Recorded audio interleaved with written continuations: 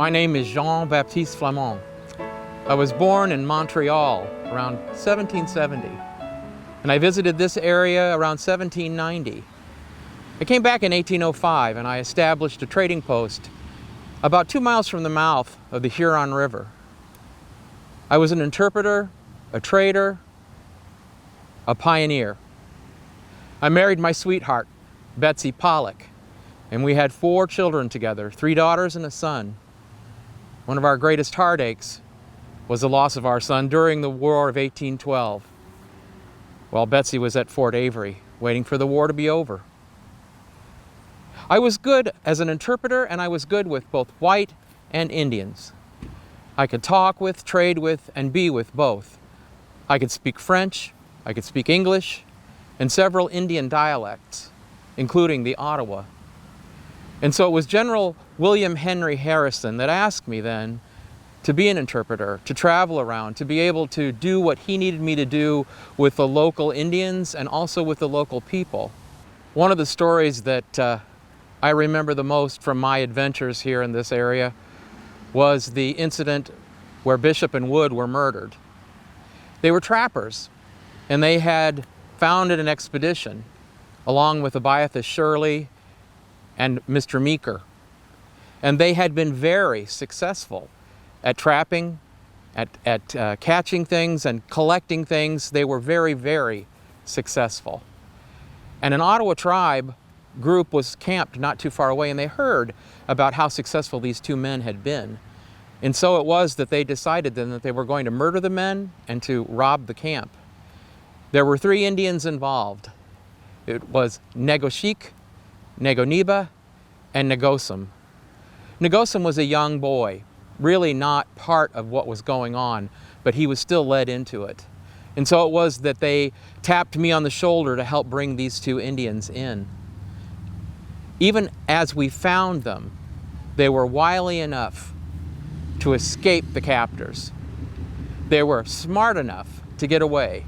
Now, Negoshik was wounded while he was trying to get away, but Negoneb got away, and so did Negosum.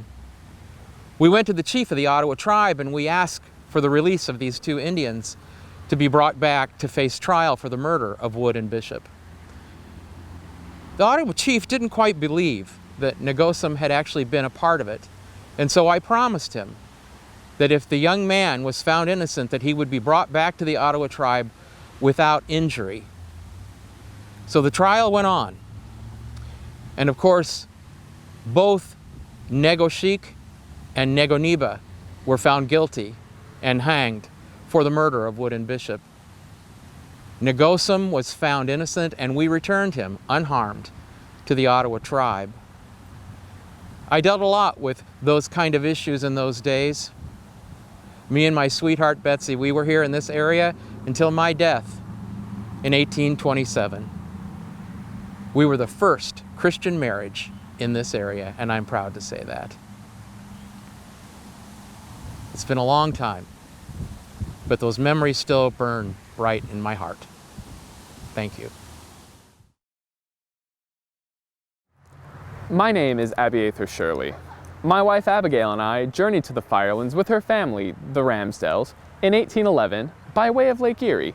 We left our home in Oswego, New York. We settled in Danbury, just near Marblehead Peninsula, and lived there for many years. Shortly after we settled, however, the War of 1812 broke out. The United States declared war on the British for a number of reasons.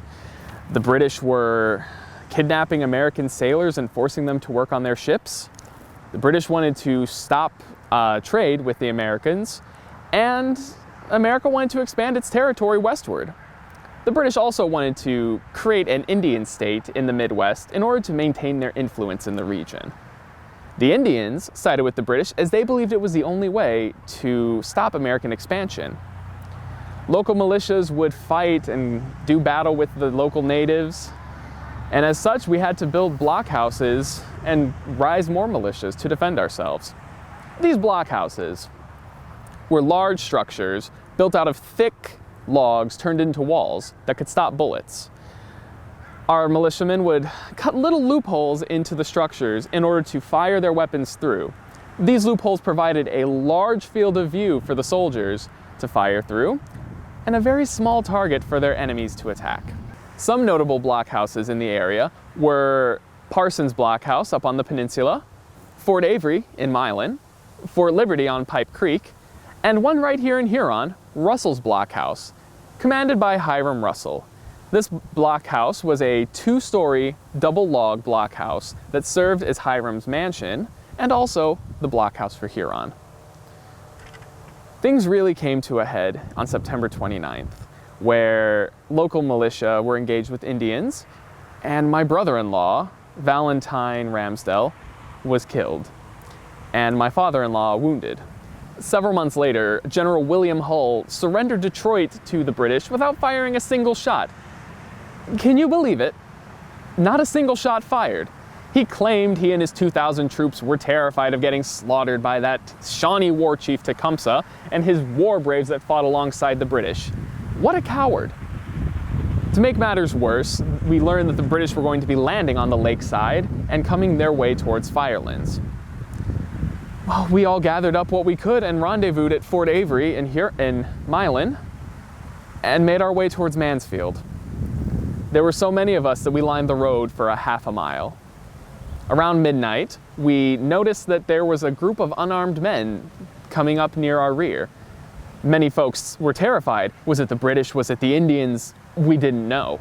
Many of them fled to the fields. We came to realize, however, that they were just refugees from General Hull's militia, had been released by the British on the lakefront. With a sigh of relief, many of us continued on our way towards Mansfield, while some of us headed back towards Firelands.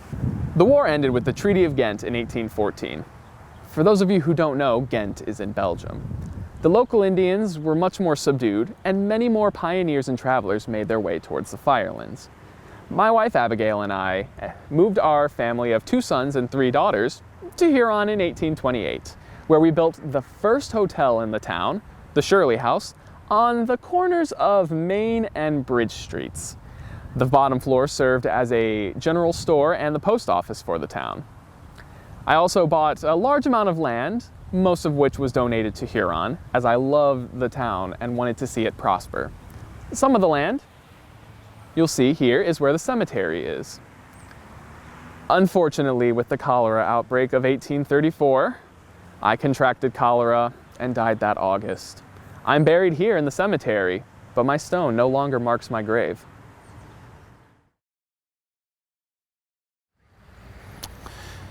My name is Jabez Wright, and I came to the Firelands in 1808 from Copenhagen, New York, about 80 miles north of Syracuse. Now, Almond Ruggles was a Connecticut surveyor who worked on the original crew for the first survey of the Firelands in 1806, but there were problems with that survey, so they hired Almond to manage the team to do it again, and he hired me and Simeon Hoyt to help him out. Now, maybe I should explain to you exactly what I mean when I say the Firelands. In 1792, the state of Connecticut granted 1,870 Connecticut families with 500,000-acre tract of land in the western part of the Western Reserve. These are families from Connecticut towns like Greenwich, Fairfield, Danbury, Norwalk, New Haven, East Haven, Groton, Richfield. Their lands and homes had been burned out by the British during the Revolutionary War, and hence the land granted to them in the Western Reserve was called the Firelands. Well, after the survey was finished, Simeon and I built a log house on the bend of the Huron River. He eventually returned to Connecticut, married a widow with 7 children, I think. Moved the family to Clarksfield. But I, on the other hand, stayed right here in Huron. Married Almond's niece, Tamar, in 1811. And I found work as a land agent for William Winthrop. He was a land speculator from New York City. He had bought up so many of the claims of the fire sufferers that he ended up owning most of Huron Township. And when it came time to sell, well, that's where I came in. Tamar and I had 5 children, Winthrop, Douglas, Lucy and Abigail, and Ruggles. And I was given a 400-acre piece of land right on the lakeshore, about a mile west of here. And we built on that land the township's first 2-story brick home.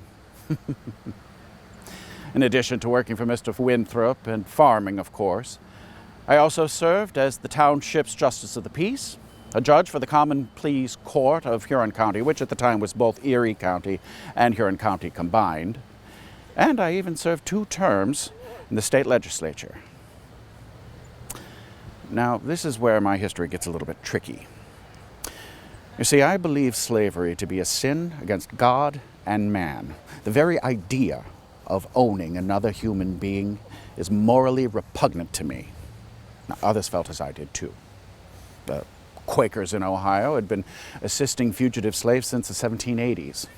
Other Ohioans followed suit in 18-teens, and I joined them, particularly when we moved to our lakeshore house.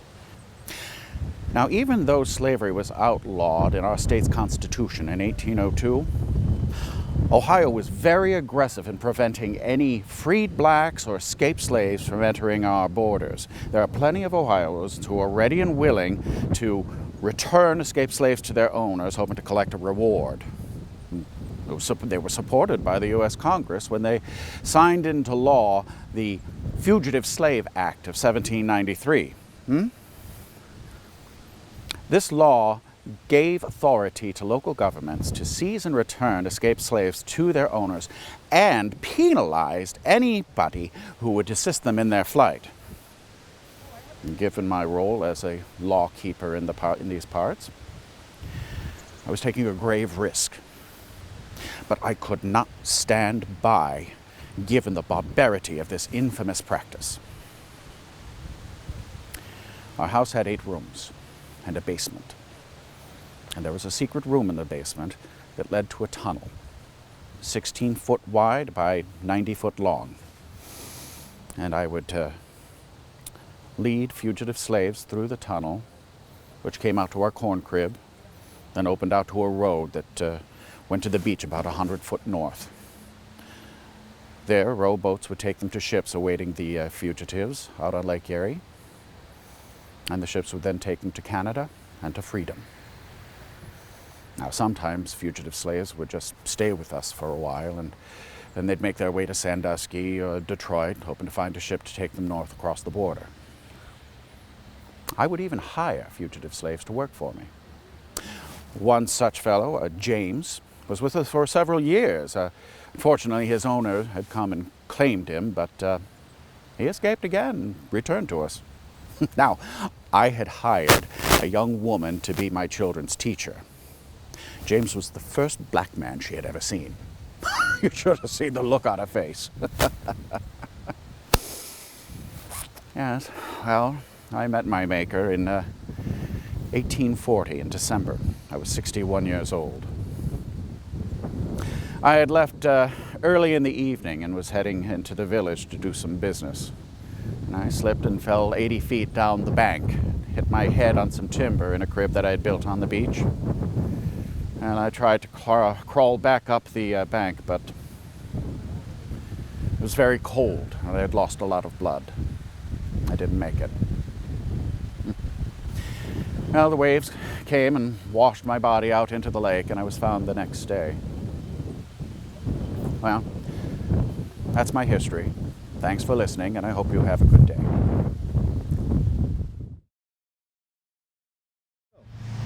My name is John Wickham. I was born in Philadelphia, but came to the Firelands in 1833. I first settled in Norwalk, but moved to Huron in 1834. Here I engaged in the lumber business as a member of the firm Wickham and Rand. I also formed a partnership with Captain Augustus Walker and built several ships. The first ship we built was the Columbus, which cost us $37,000. Our most famous ship was the Great Western, completed in 1839, the first upper cabin steamer on the Great Lakes. Commanded by the captain, she was 183 feet long and had 300 passenger berths. She was propelled by a high-pressure engine, the biggest that had been built at the time.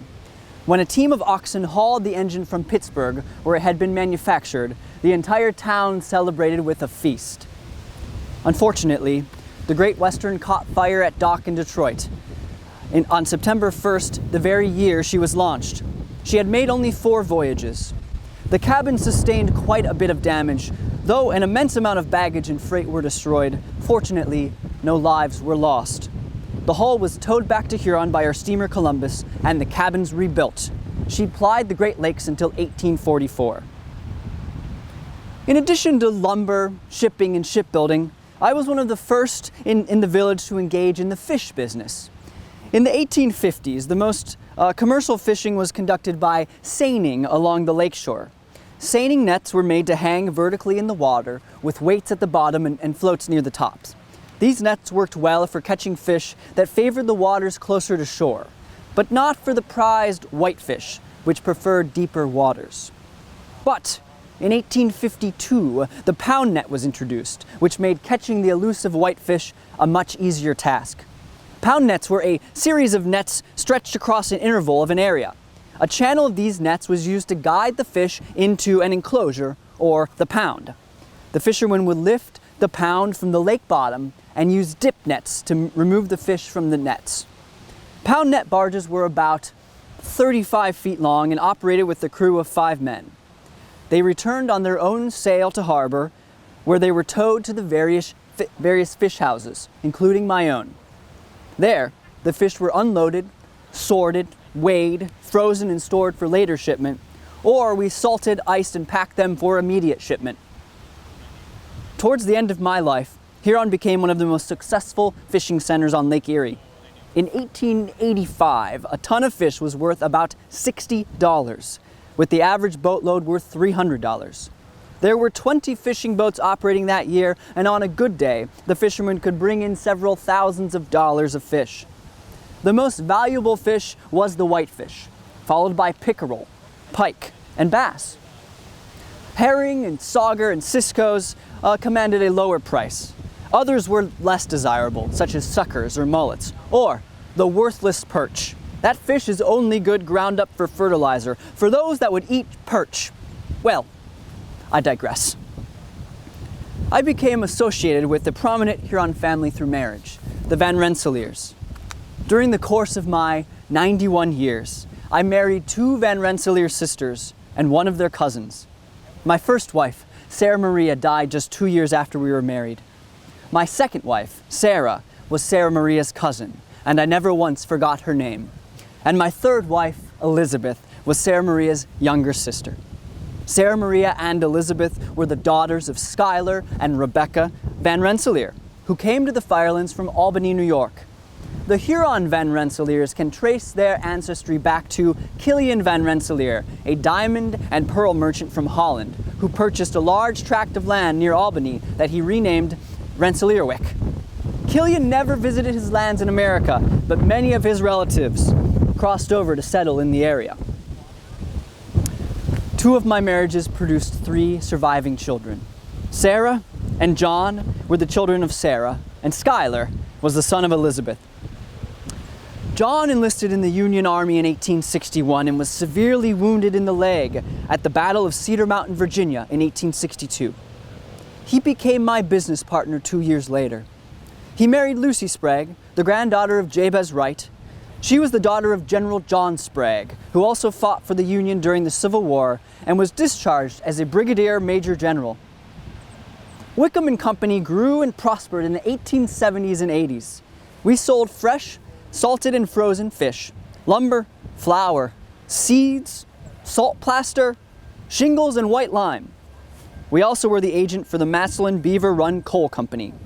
We did so well that we became one of the largest fish houses in the country and were one of the main employers of Huron workers. During the peak of fishing season, we would provide work for 200 men. But our good fortune did not last. In 1887, a fire destroyed our fish house, which was full of fish waiting to be shipped. We rebuilt, but the industry suffered low catches for the next few years. The following year, 2 other fish houses we had financial ties to in Toledo and in Port Clinton couldn't pay their creditors, and all 3 companies had to declare bankruptcy. John Jr., Lucy and their family moved to Buffalo, where John worked for another fish company. It was a devastating time for all of us. I survived a few more years, dying in 1897. I was born in 1791 and traveled from the eastern part of the country to Huron, where I established shipyards at the mouth of the Huron River and at the mouth of the Black River in Lorraine. I built both sailing vessels and steamships. When I came to Huron in the 1820s, the town was in the process of improving the Huron harbor. Oftentimes, the mouth of the river was obstructed by sandbars, which made travel by boat nearly impossible. The project was partially funded by the sale of 1/2 of the town plot of Huron, which consisted of about 120 acres. The improvement of the harbor is one of the reasons for my success in the village. I'd like to share a story with you about one of the steamers I built, the Sheldon Thompson. At the time, there was quite a feeling of rivalry between the villages of Sandusky and Huron. This bitterness originated from the fact that in 1826 there were only 7 steamships on the lake, and none of them would stop at Huron. They would go to Sandusky Bay, often carrying large numbers of passengers past their destination of Huron, subjecting them to the inconvenience of finding their way back home over 10 miles by land conveyance. The captains claimed that it was unsafe to run down the Huron harbor, but the real reason was that it would detain them an hour or so on their trip. This state of things so incensed the residents of Huron, Milan, and Norwalk and Vermilion and other surrounding towns that they decided that they would make a steamboat of their own. A public meeting was called in Milan, which brought together several merchants and farmers and mechanics, all of whom subscribed stock in the amount of $10,150 in $50 shares. Some paid in pork, flour, etc., others in merchandise at cost prices. 4 yoke of oxen and chains were to be furnished by the farmers. Others were to deliver timber at so much per foot. The $10,150 was the whole capital stock that was decided upon. Though the boat cost some $16,000 in actuality, there was not a very large amount of money used in her building, as the commodities were furnished by her stock builders, and that was mostly what was required. The boat was named after the Great Lakes sea captain Sheldon Thompson, and it was launched in 1825 in Huron. During the 1820s and 30s, Huron's shipbuilding surpassed that of any other town in Ohio. The recently improved harbor, the close proximity of the Huron River, and the abundance of cheap timber all contributed to Huron's success. Both sailing vessels and steamers were built in Huron, but acceptance of steamboats was slow among Great Lakes steamboat captains. Both steamships and sailing vessels were built in Huron, but acceptance of steamboats was slow among Great Lakes vessel owners. Most vessel owners built and operated sailing craft because of the higher cost of steamships. That changed after completion of the Erie Canal in 1825, which increased the number of people moving westward. This burgeoning passenger traffic offered sufficient returns to justify the more costly steamboats. In the 13 years previous to the opening of the canal, 25 steamboats had been constructed. But in the 4 years immediately following completion of the canal, 60 new steamboats were built, primarily at Lake Erie ports, which connected directly with the Erie Canal, including Huron. By 1840, there were more than 100 steamers in service on the Great Lakes. Most were less than 8 years old. About 40 of these crafts operated as ferries on short local routes out of the larger ports. Another benefit to Huron was that the shipbuilding business attracted numerous shipwrights, sailors, and ship captains to our village, many of whom made their homes in Huron, as I did. One, Captain William Dana, caused a bit of a scandal when he abandoned his first wife in Michigan for the love of a woman who lived in Huron. Her name was Eveline Ferris. Captain Dana visited his new wife in Huron in between trips on the Great Lakes, and they soon had a son together. But tragedy befell the family when Eveline died shortly after childbirth, and their son followed a couple of months later. The grief-stricken Dana had a sandstone vault constructed to inter the bodies of mother and son. The vault is just over there. As you can see, it's above ground, and the bodies emitted a powerful smell. Without telling the captain, though, the authorities decided to bury the bodies underneath the crypt after the people had complained sufficiently of the smell. After a time, Captain Dana returned to his Michigan family, but for 50 years thereafter, he made visits to the grave in Huron at every opportunity. Huron's dominance in the shipbuilding industry ended in 1839, when the Milan Canal was completed. The focus of the shipbuilding industry then shifted to Milan. I lived 4 more years until the age of 52, and then I died. Unfortunately, my gravestone, which had a beautiful ship engraved upon it, along with the words Master Shipbuilder, is no longer standing.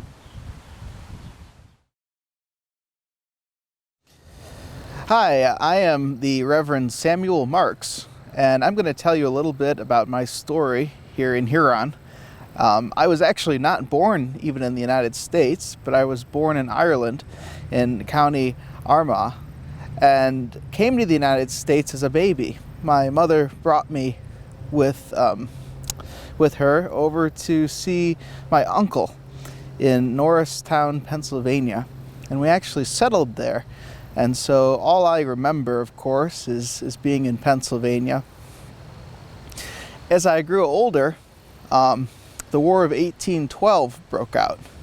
That's the war between the United States and Great Britain, the Second War. And I was in my 20s at that point and felt that I needed to serve my country. And so I enlisted as a private in the United States Army and served through the duration of the war. After the war, I felt that the Lord was calling me into serving His church. And so I resigned from the Army and entered school at General Seminary up in Connecticut, which was one of the preeminent seminaries of the Episcopal Church at that time. I did rather well at seminary and continued on to go into the mountains of Pennsylvania. I felt that the Lord was calling me to preach the good news of Jesus Christ to those that were in the mountains there. And for 12 years I labored, going from place to place on horseback, preaching sermons, ministering the sacraments, and reaching all that I could with the good news. My story here in Huron actually comes from 1837. In 1837, I visited Huron, and there was this little tiny Episcopal church just starting. I was invited to be its rector at that point, but I had to decline because I already had a call up in Ann Arbor, Michigan, where I was serving. I came back to Pennsylvania after serving in Ann Arbor, Michigan, and then I felt that the Lord wanted me to come here to Huron, to what would become my beloved town and people for years to come. I ended up serving as the longest standing and serving rector or head priest at the Episcopal Church here for many years, until my death. When I arrived, it was just a very small church. There were only 5 communicants, which means that there were only 5 people regularly receiving the Lord's Supper. Well, after a few months, I learned that the secret to ministry was to preach to the children of the town. And so I started a service particularly for the children of Huron. And every Sunday at 5 o'clock, the children would gather around and I would tell them stories out of the Gospels, and very simple sermons. Well, what I realized very quickly was that as I did that, the parents would start to gather around. And lots of things that perhaps the parents didn't understand about the faith would be explained in the language of the children and clicked with the parents. They would take that to heart. And so we established this relationship, and soon, in the first year, the church grew from 5 people to 21 people. Praise God. That's so amazing to see growth like that. My wife also accompanied me to Huron. Her name was Eliza, and sadly, she didn't live very long. But she did live long enough to give me 2 boys, of whom I'm very proud, William and Charles. The church was so small and so poor that when Eliza and I came to Huron, I had to live with another man and his wife in their house. The man's name was Samuel McDonald. And so our 2 families shared his house for a while, until my wife and I were able to buy a house on Main Street down near the pier. We're standing here in what became our family plot. And so, if you don't mind, I'd like to point out Eliza's gravestone to you. It's this far one here, which is barely readable at this point. I understand some time has passed since I've been alive. And we also at that time sadly lost a daughter. My wife passed away at the age of 40, and I lost our daughter here, which I believe is this small stone. That was a difficult time for me. But I came through. My faith took me through that. And I ended up marrying another lady by the name of Emmeline. Emmeline was my second wife and was my right hand in ministry for the rest of the years that I was in Huron. She was actually in Huron before I was. She came to Huron from New York City in the 1820s, 1821 to be precise. And she was seminary educated, which even for me to be seminary educated at General here in Huron at that point was a enormously important thing. Huron, of course, was a rather small town on the frontier known as the Firelands, and it was very unusual to have people that were college educated, let alone seminary educated. And so my wife and I together would be not only well educated for the town, but she was also incredibly hospitable. She was a good cook. We know that, I know that there were many that were entertained by us there in the parsonage with her cooking, with her sewing. She was phenomenal in needlework. And both of us loved to read. We had an enormous library for our small town. In fact, it got to be so big that I understand part of it's been donated to this small college down in central Ohio in Gambier. Have you heard of it? It's called Kenyon College. I don't know if it's very remarkable, but they have a bunch of my books. Of course, the rest of my books were left at Christ Episcopal Church, and for the town to use and read and research. and learn about their faith. Well, in addition to the faith, I loved history. And so one of the things that I did in the 1850s was to help begin the Firelands Historical Society with some of my friends. 1857, to be precise, we started the Historical Society, and we also started a paper called the Firelands Pioneer.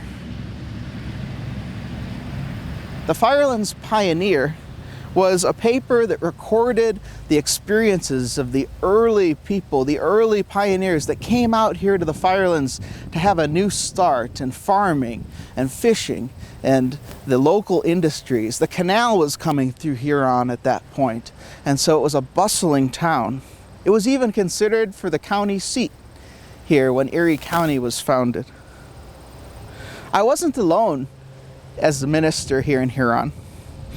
There was a man that preceded me, actually, by the name of Reverend Alvin Coe, and he was a Presbyterian. And he's notable because he actually did some of the missionary work here before anybody else did, and preached at the hanging of an Indian who had attacked some settlers, and that gave him some local renown. In 1836, the first Roman Catholics started to hold Mass here in town. And in 1861, the Evangelical Church, which served the Lutherans, began to meet, and in fact built a small building there on the corner of Shirley and what is William Street, I believe. But my church, my beloved parish, was always Christ Episcopal Church. I only left it briefly in 1846. At the request of Bishop Kemper, I went from Huron out to Racine, Wisconsin for 3 years. And I can tell you, those were probably the longest 3 years in my life, because I felt that I was being obedient to God, but I wanted to be back here in Huron. And so I returned in 1849. I lived here until I was 91 years old. And I preached my last sermon at Christ Episcopal Church on November 27th, 1881. I saw much change here in this town, but I took great comfort in the fact that this town grew, and its agriculture flourished, and its industry became prosperous. But perhaps most importantly, Christ Church and the rest of the churches in the area made such a difference in helping people know and love Jesus Christ. I died in 1882, and the story goes that I just didn't show up to church in the morning, and they came and found me in my bed asleep. Well, there's been some conflicting stories about that, because I'm also recorded to have said the last words, "I rest in Jesus," just before passing away. Well, I hope that this has been helpful to you.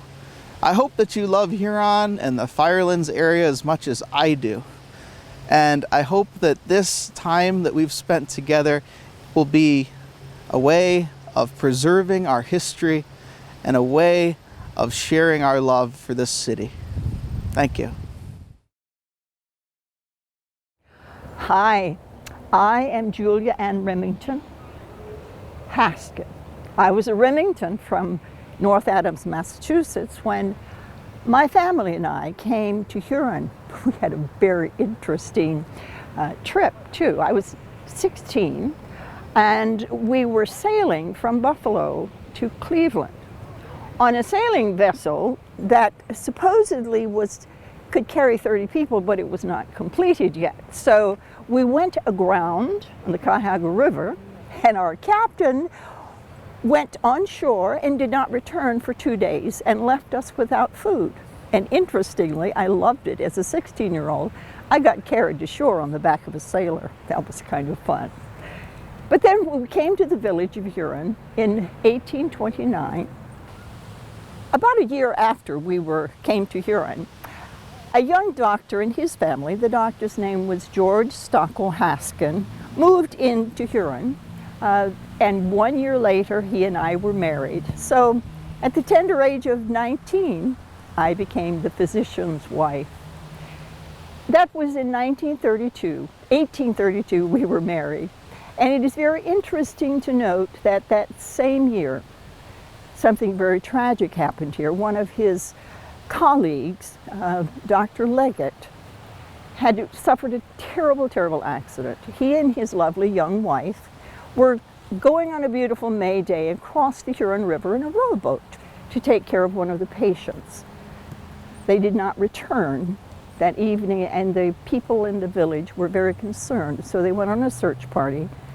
Unfortunately, they found the rowboat capsized, and the following day they found the bodies. So they are buried in this cemetery as well. Very tragic for the town. That meant, of course, that my husband, Dr. Haskin, had even more work to do. And that being the year of 1832, that was a time that the cholera epidemic was beginning to ravage many areas. We didn't know what caused cholera. We just knew that it was something that killed very quickly. And people would die within hours sometimes because of all the vomiting and the diarrhea, and they were losing all of the fluids. We knew that we must not get too taken up with our own concerns, because in Sandusky, that was where the first outbreak of cholera came, and they lost many people over the next 20 years. It was not until about 24 years later that a doctor in England discovered that cholera is caused by contaminated water. So in this area, of course, we had fishing, and we had water, and we had sewerage and things that would affect people, but we didn't know what the condition was. Many people died in the area. One incident happened at Marblehead in 1834, which one of the boats that was traveling to Detroit had a number of men on board who died of cholera, and the bodies were thrown over. They landed on the island of Marblehead, and the good people of Marblehead, thinking they were doing a good thing, thought they were shipwreck victims, buried them, and then they contracted the disease. And Marblehead was almost wiped out. Sandusky suffered several more bouts, as did Huron. We lost 14 people in 4 days. Fortunately, however, the good Dr. Haskin and I did not contract the disease, and I buried my husband on his 80th birthday. I lived to be 79, and we had 53 wonderful years of marriage. Yes, I am one who loved being in Huron and serving it. Hello, my name is Edward Fisher. I was born in Pennsylvania, but moved to Maryland to learn the trade of a mason, which is a stone cutter, bricklayer. In 1858, I moved to Erie County, where I worked as a journeyman plasterer. It was here that I met Mary Faulkner. Mary Faulkner was born in England, and her family emigrated to Canada and then to here in Huron. After 2 years, we were married and had several fine children. But in 1865, in January, I enlisted in the Ohio 197th Ohio Volunteer Infantry. It was a regiment that served in Delaware and Virginia, guarding the railroads, the hospitals, and other important areas, other encampments. It was there that I saw firsthand the effects of the Civil War battles. It brought home to me the pictures that I had seen in Harper's Weekly from that new science that Matthew Brady and his compatriots had published. But now it was right before me. Men broken in mind, spirit, and body. But soon after I was there, in mid-April, we had good news. Bobby Lee and the Army of Northern Virginia, the Confederates had surrendered at Appomattox Courthouse in Virginia. The joy was unbounded. The news spread like wildfire through our camp. Cheers and songs, the bands played, the bonfires were lit, and the liquor flowed freely deep into the night. A few days later, we found out how Lincoln had received the news. He was at a large gathering with a band there, and when the news hit, he stood up and asked the band to play Dixie. Of course, everybody stood up and objected to that. Dixie was the song of the Southerners. But Mr. Lincoln stood up, looked them all in the eye, held his hand up, and they were quiet. And he said to them, "Listen, now the Southerners are members of the Union again. They are our brothers again." The band played Dixie. But the joy was soon turned to mourning.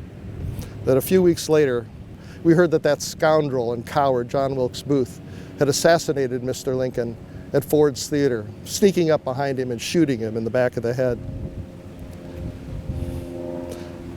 I've never seen such battle-hardened men cry as they did that day. The mourning was intense. Now, John Wilkes Booth thought that he was doing the South a favor by shooting Mr. Lincoln, getting revenge, but that was hardly the case. For Vice President Johnson became president.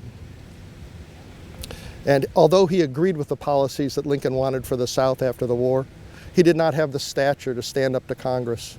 And Congress almost impeached him, save one vote. This was sort of a signal to the unscrupulous people that lived in the North. Not all of us, but there were some, and they headed down south with carpet bags, suitcases made out of carpet, filled with shoddy goods to cheat the Southerners out of what little money they had left, for they had nothing down there. They also, along with their compatriots, the Southerners who went along with them, called scallywags, and together they cheated the Southerners out of their land, paying pennies on a dollar for land and for other valuables. This is not what we fought this war for. We fought this war to save the Union, to bring the bonds of affection of North and South back together, to have prosperity together without slavery. In 1865, I came back to Huron and established the Wheeling and Lake Erie House right across from the depot. It was a combination of boarding house and tavern, and for $1 at the end of the week, I would provide a good meal and good music so that you could relax after a hard week's work. However, sometimes people would sneak out early in the morning, and that caused me much financial distress. Another thing that caused me distress was when I was arrested by Deputy McDonald, because Mrs. Barnabas Meeker said that I broke the Sunday liquor laws. I did not, and I told the judge so. I said, I don't believe in selling liquor on the Lord's Day. As there was no evidence, and he saw my attitude toward the situation, he set me free. However, Mr. Charles Lynn was not so lucky. He assaulted me for no reason, and the judge fined him $10.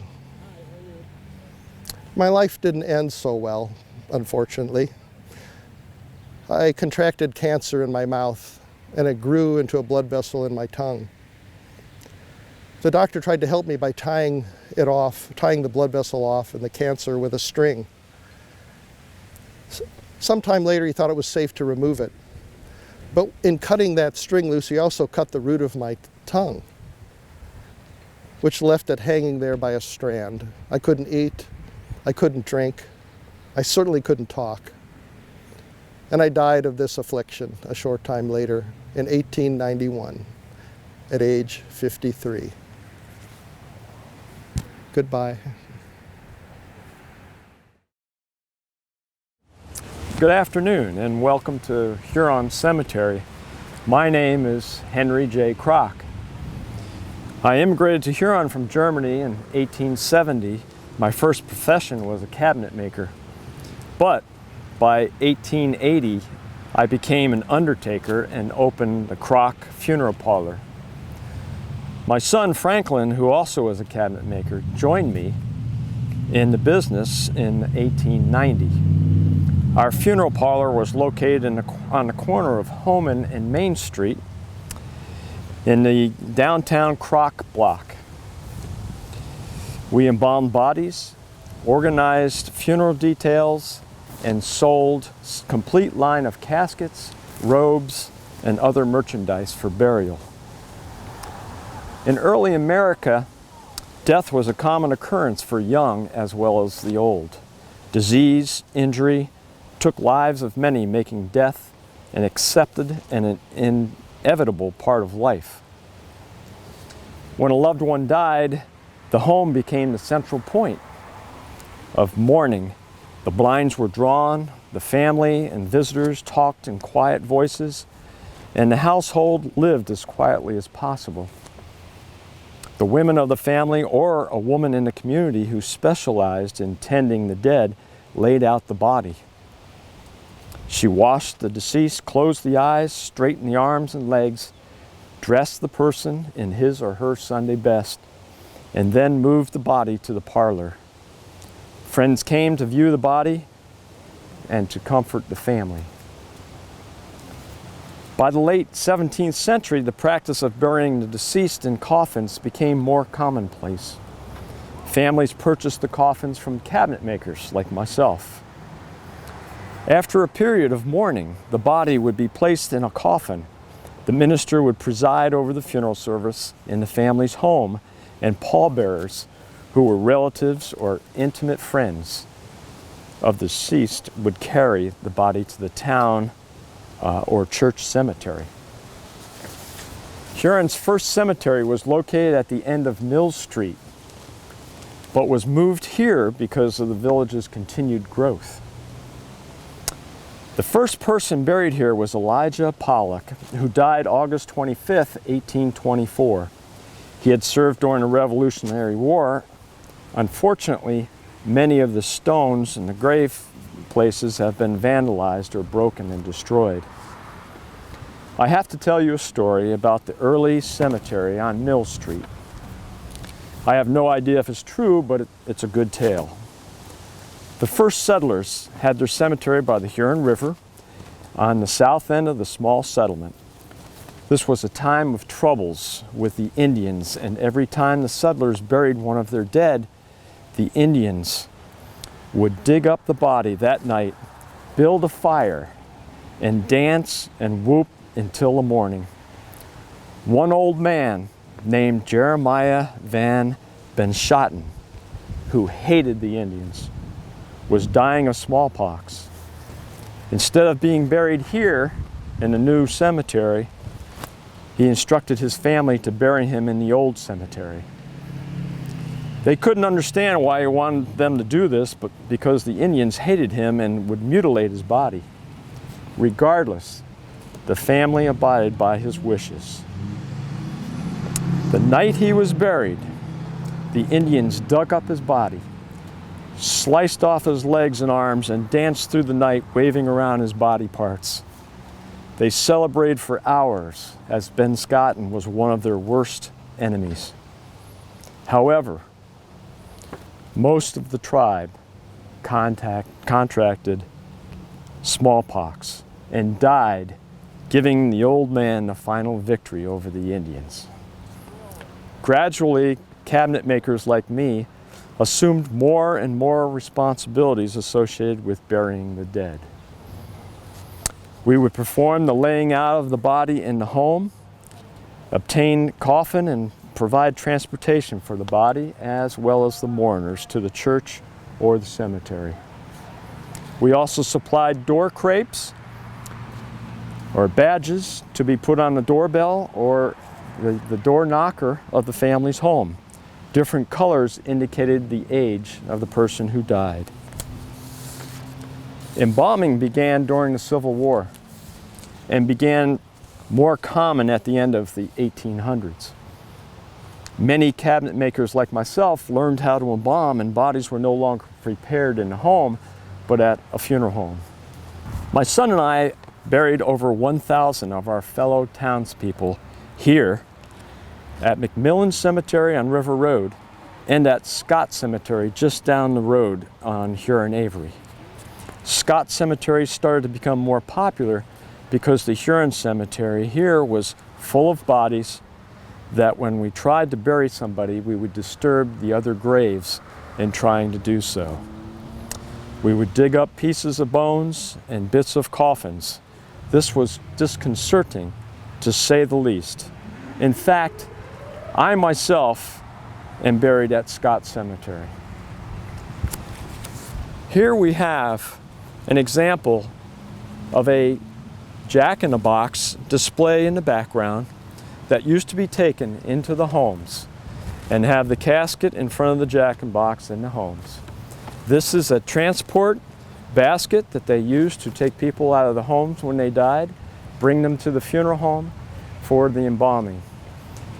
Here to my right, we have an example of some of the older embalming instruments and some of the cosmetics that were used at the time, and just a couple of the sundry items. This is the completion of our services. Thank you folks for coming by.